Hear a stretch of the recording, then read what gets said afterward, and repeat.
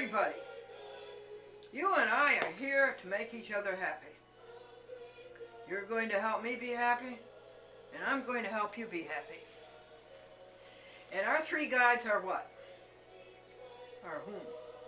Are who? Buddha, Gautama, Brother Lawrence, and Jesus the Christ.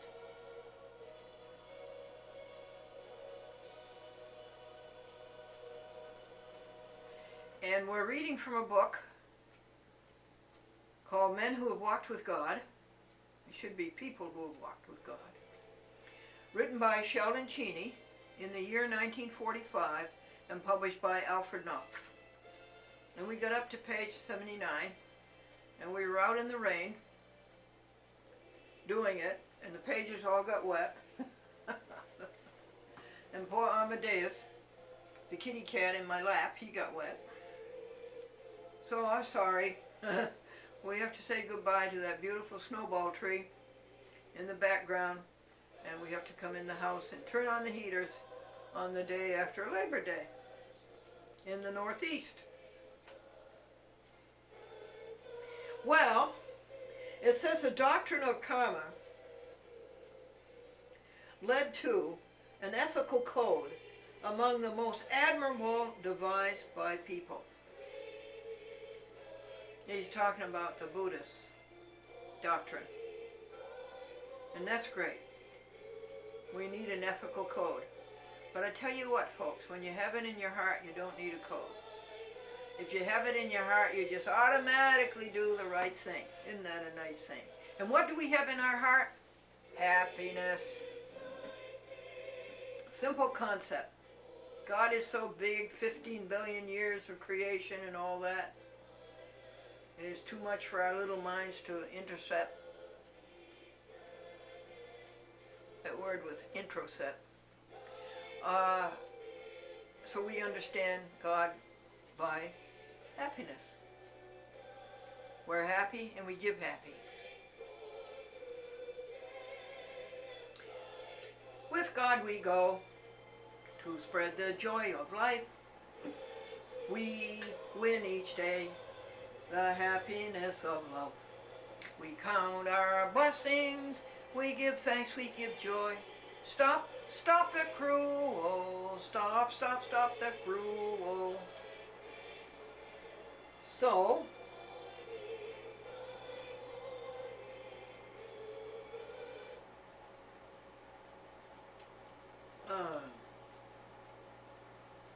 more stress is laid on getting one's intentions right. More responsibility is put upon self-discipline. Our intentions are right. Our intentions are to be happy and to bring happiness to everybody else we encounter. In self-discipline, we're getting rid of self. We're getting rid of selfish desires. We're getting rid of cravings. We're getting rid of ego.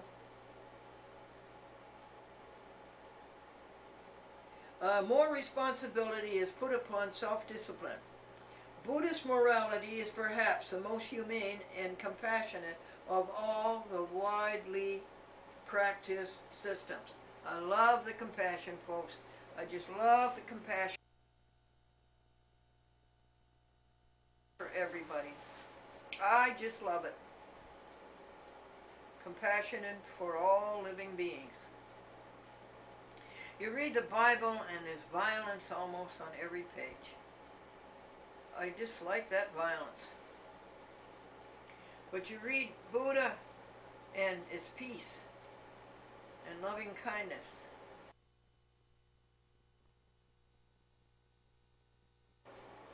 And rich giving and rich compassion and joy. I like it. The Blessed One gave point to his teachings, when coming with a group of monks upon a person who they said was too loathsomely ill to be moved or touched. Well, that's unimaginable. How could that be? He bathed and tended the dying man himself. Certainly. Absolutely. Those who have failed to work toward the truth, said the Buddha, have missed the purpose of living. Truth to him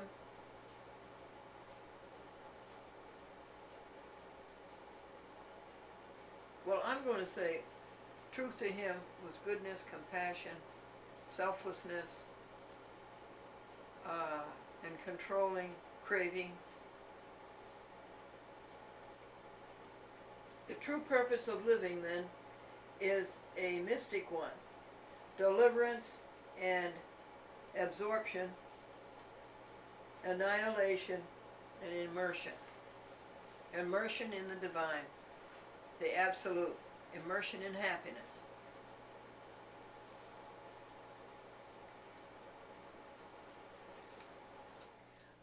For the individual, it is final liberation and emancipation. It's a great thing to be liberated from yourself. It's a great thing to be emancipated from those things that make you unhappy. It's a great thing to be one with happiness.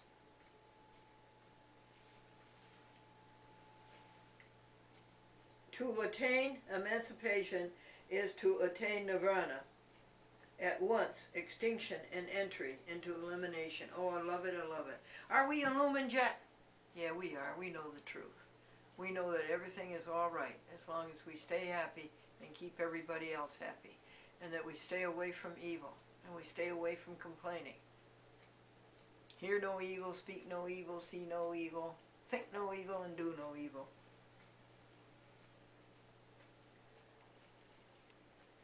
Nirvana is the ocean of peace, unlimited bliss. Happiness is the ocean of peace, unlimited bliss. We forgot to set our timer, so we'll have to do that, because we get so immersed in this that we forget the time. And I'm sorry to remind you that television is a time medium. Everything is set by the clock. Here's the timer. How many minutes have we been already? We'll say 5, huh? We'll set this for 20.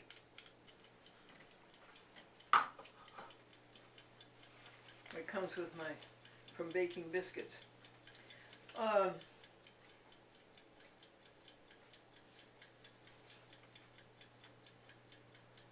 What is the special nature of the mysticism of the Buddha? It is, first of all, if not an austere, remote, and dehumanized conception of a soul experience. I don't think it is austere. What's austere about being happy? What's austere about being compassionate? At least the farthest removed from any experience to be described in sensuous or emotional terms. Only by forgetting the senses that are portals of the self, by repression of sense images, by escape from the nets of personal attachment, can one imagine the nature of nirvana. To us, nirvana is happiness, God. The bliss of that it postulates is the purest, least tainted by ideas bred of mortality. It is existence in a heaven, abstract and starless. Well, I don't know about that, but I know about happiness, because you have taught me about happiness. It should be added, nevertheless, that the austerity of the teaching, as set forth in the word of the Buddha, was even by his own saying sometimes softened and eased. Well, I don't see anything austere about it. I say again. I think it's fun. And I don't think it's work. I think it's play. accepted literally, or liberally, literally, the admonition to turn the mind from all that changes to fix the attention wholly upon the unchangeable would seem to exclude love of nature. No, this is not so. No, no. That's just hyperbole. That's rhetoric. No, no, no. The Blessed One is pictured as looking upon a familiar vista of river and village and trees with love in his heart, and how we looked upon the snowball tree that way. Love in our hearts for that beautiful creation of God. God, you are such a great creator. And is not the compassionate regard for every living thing. A. This poor paper got so wet. We're going to page 81. Let's spread this out on the floor, see if it'll dry.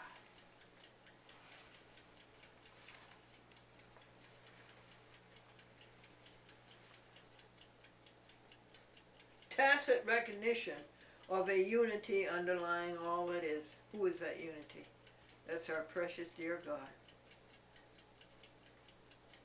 Our hearts are filled with love for this great God. A sort of extension of the thread of the immortal. Let's not get into that. I'll tell you again, we've got the present, and that's all that we've got. We're not thinking about the immortal, we're not thinking about heaven. We're thinking about here and now, and we're going to make it perfect. And how do we make it perfect? That's right. We have the answer, don't we? Happiness. Don't you even for a minute be unhappy. Don't you let anything make you unhappy. Other major bodies of mystic link the universal element, that's God, in nature with the absolute or the divine, sure. On the one hand, they aspire to emergence in the absolute. That's what we're doing. We are emerged in the absolute when we pass on our happiness. On the other, they identify themselves with the sign or signature of immortality. Cut that out. We're just talking about the present.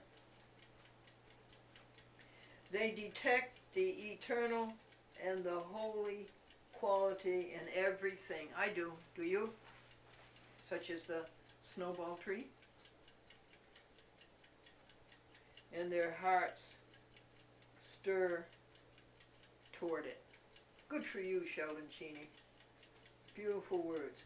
The Buddhist may, and often does, rise into the meditation or abstract reverie that spells forgetfulness of surroundings and happiness.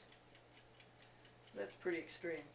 But when he is free of that sort of intense concentration, he finds a source of joy in nature and feels a communion with people and animals. Good going, Sheldon Cheney. Good going, that's what it's about, a communion. A communion with God, a communion with people, communion with animals. Listen to this. He sees a world in a grain of sand and a heaven in a wildflower. That's a very famous quotation. You know where it comes from, folks? I think you do. From one of the greatest mystics of all time, William Blake. William Blake, a Britisher. See a world in a grain of sand and a heaven in a wildflower. Wildflower, it was the snowball tree that we were trying to videotape in front of when the drizzle all came down. Got us all wet. I think I'm drying off though now. This is a plastic hat and the water was running right off of it. As I told you, I'm just another drip. Nor does he trace God in a cloud. He steps far short of the Taoist obsession with the beauty of the unspoiled nature.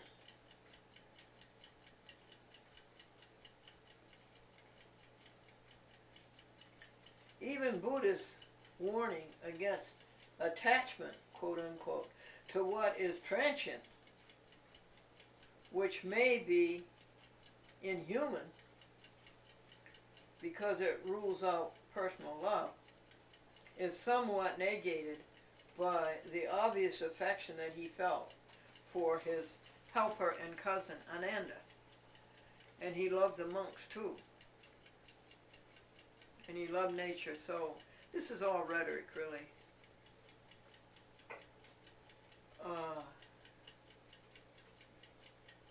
We go back to happiness, okay? We know what that is. We don't have to pore over this. Pour, P-O-U-R. The Buddhists specifically exempted lay members of the order from several of the rules laid down to govern the conduct of the preaching brothers, those who had given up the world. That sounds nice to me. That's where all our trouble comes from, isn't it? If we give up the world, we wouldn't have any trouble. He commended freely the lay members who decided against taking the monastic vow, and he approved of kings who ruled wisely, and he approved of rich people giving away their money while renouncing luxury and lust and envy. He clearly promises that these actively compassionate lay members are on the way to entry into nirvana. No question about it. What's nirvana? Happiness. You're on your way to happiness when you richly give, when you richly help. Apparently, he believes also that, like the monks, they may, while still mortal, know that liberation, that tasting of happiness, which is the mystic experience. What's a mystic? A mystic is somebody who walks with God.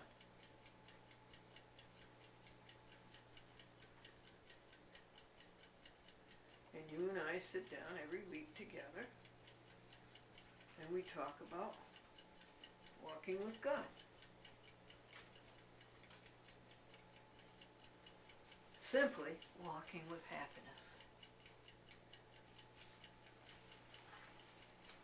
We're not doing too badly here. We have pages 83, 84, and 85 to go. And then I'm going to tell you about Brother Lawrence. You will love what Brother Lawrence has to tell you.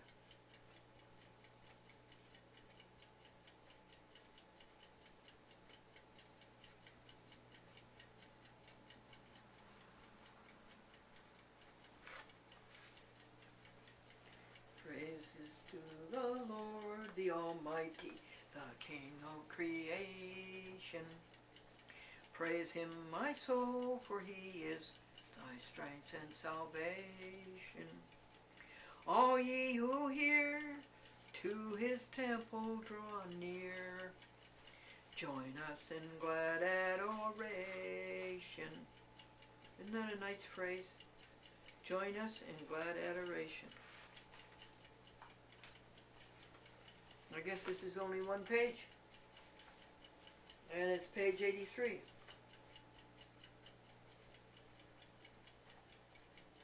Perhaps it would be fair to say that the Buddhist places the emphasis upon the absolute.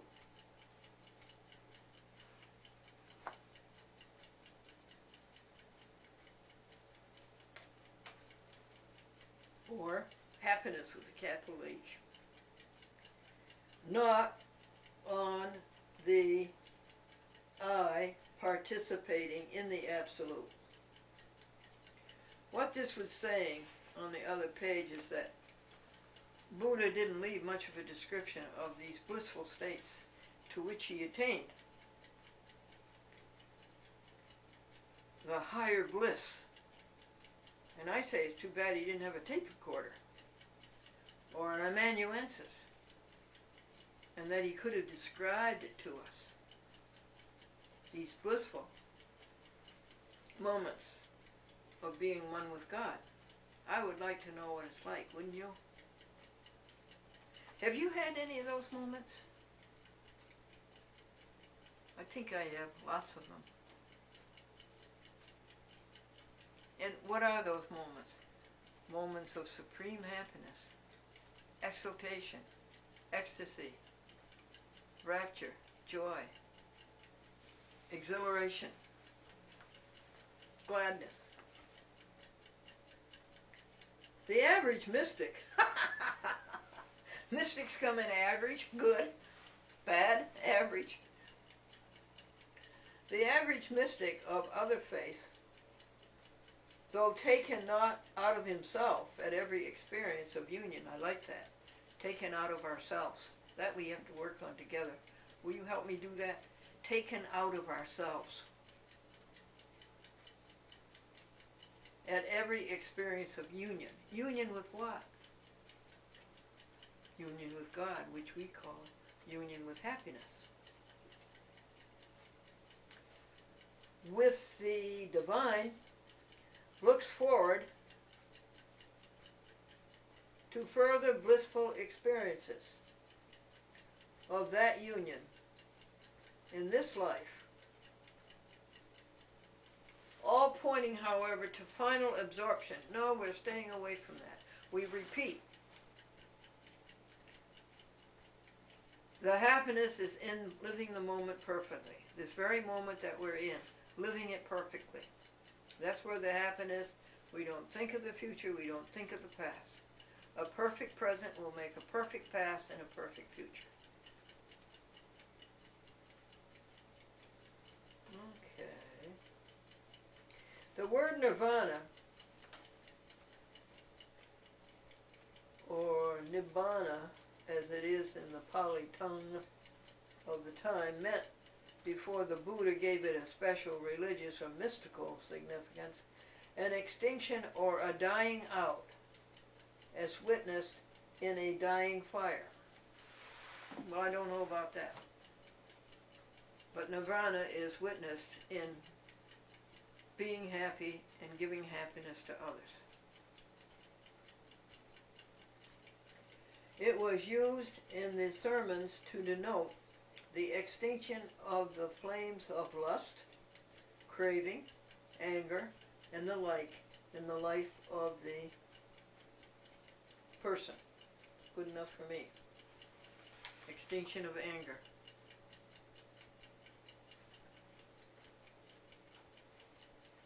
But shortly it came to mean the whole process of final liberation and emergence into illumination. Final liberation from what? From unhappiness. And emergence into illumination. What? That's happiness.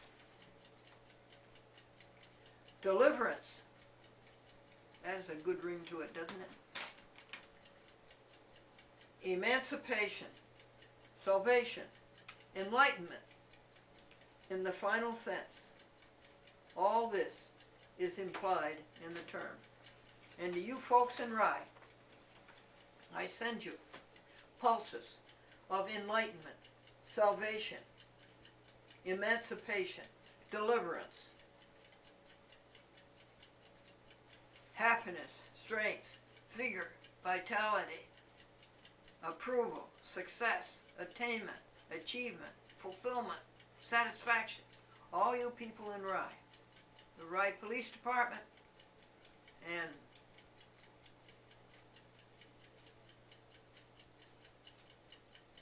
everybody in Rye, And thank you, Rye, for cable casting a chat with Glendora so faithfully all these years. And thank you in our feeble attempts to bring happiness to the folks in Rye, New York. Rich Rye. The Blessed One made a distinction between nirvana and final nirvana. I'm not going to get into that. The Great Enlightenment. We're concerned only with the present. Only with the present moment. There isn't an excuse ever to have an unhappy moment. God just drops everything down so richly. The overflowing abundance. The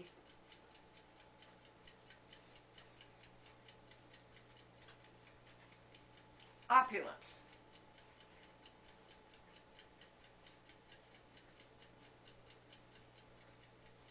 That comes on us. And in a minute you couldn't count. This minute right now, the blessings that are in this minute right now, you can't count. You couldn't count them. It would be 10 to the 20, 10 to the 50. Okay, we're doing all right. We're on page 83, 84, and 85 to go. The discipline by meditation. Now you know that's true. You can get a great deal of self-discipline by meditation. I take this little timer and I push him down to 5 minutes and just meditate on, for instance,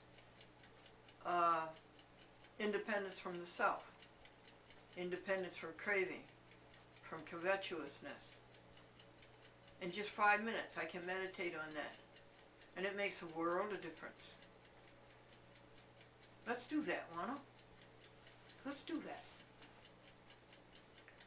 Or you can meditate on, your life really isn't work, it's play.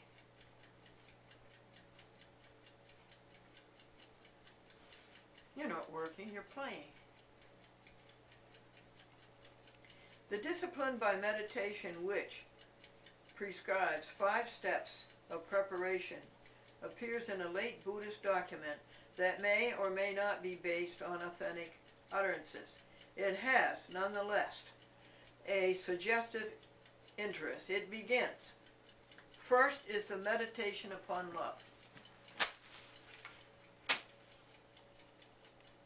I love you because God loves me. I love you because you are helping me. Now that's not good. You didn't get rid of self. I love you because you are so great. Because you are a grand creation of God. Love. In which your heart is enlarged until it longs for the well-being and the happiness of every living being. First is a meditation upon love, in which your heart is enlarged until it longs for the well-being and the happiness of every living being, including the well-being and happiness of your enemies. No question. My heart must be pretty enlarged. My heart must be pretty enlarged because I long for that. I long for everybody's happiness and the happiness of the animals, that they be left alone to live their own lives independently and not to be exploited by people. I long for that. Isn't this good?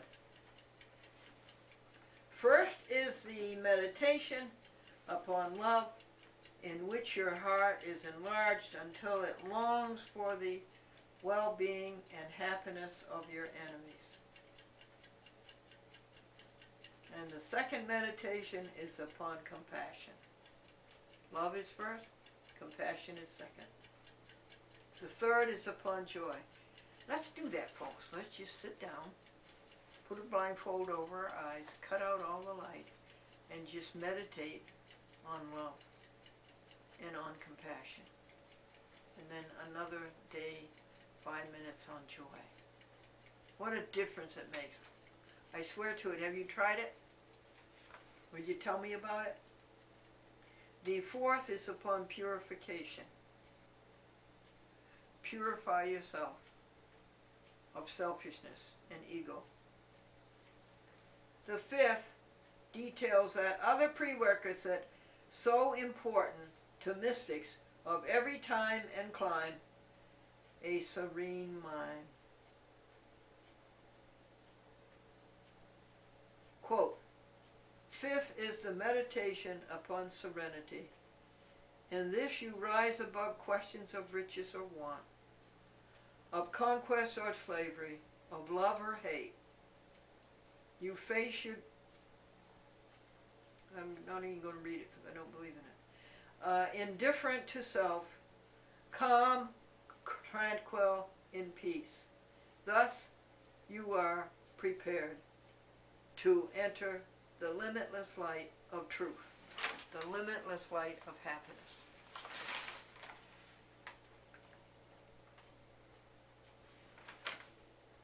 I love it. I love it. Let me ask you something. Do you know anybody who is serene? Do you know anybody who has serenity? I can hear your answer. No. No, you don't. I've asked and asked and asked and asked and asked. Do you know anybody who has serenity? No.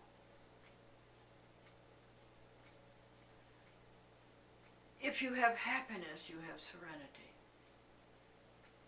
We'll stick to the minute. 1 minute at a time. A minute of happiness.